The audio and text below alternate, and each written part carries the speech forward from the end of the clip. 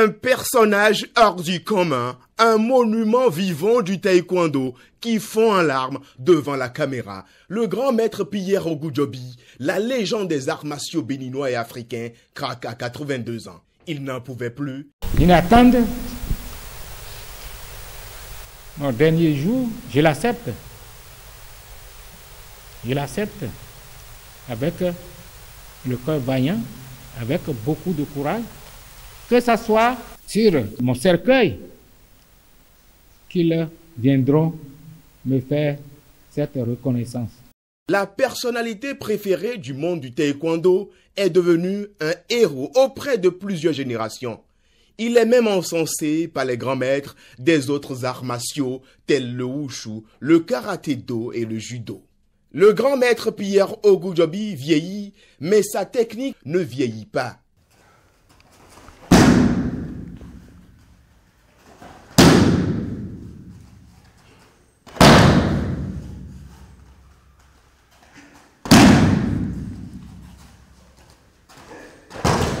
Nous sommes toujours en fonction, compte tenu de nos attributions et nos rôles au niveau des hautes instances, internationalement parlant et mondialement parlant. En tant que grand maître recommandé, qui a présentement 82 ans, et nous avons commencé la pratique depuis les années 60.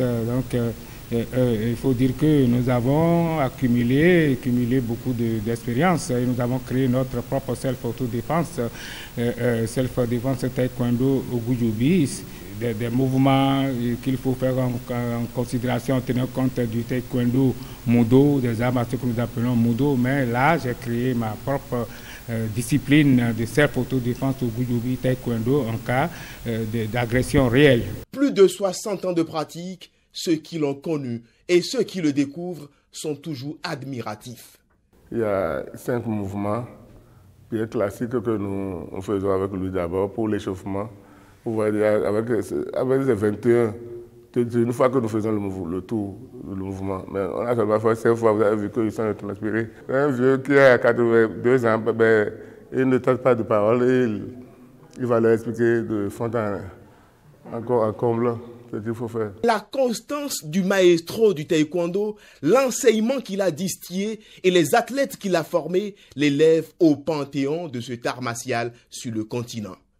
Pour en arriver là, il faut combattre la négligence, la paresse, le laisser-aller et la tricherie. Le grand maître rêve d'un 9e dan. Il ne voit pas le temps passer, il ne calcule pas le temps. Il a le temps pour le taekwondo. En fait, c'est toute sa vie.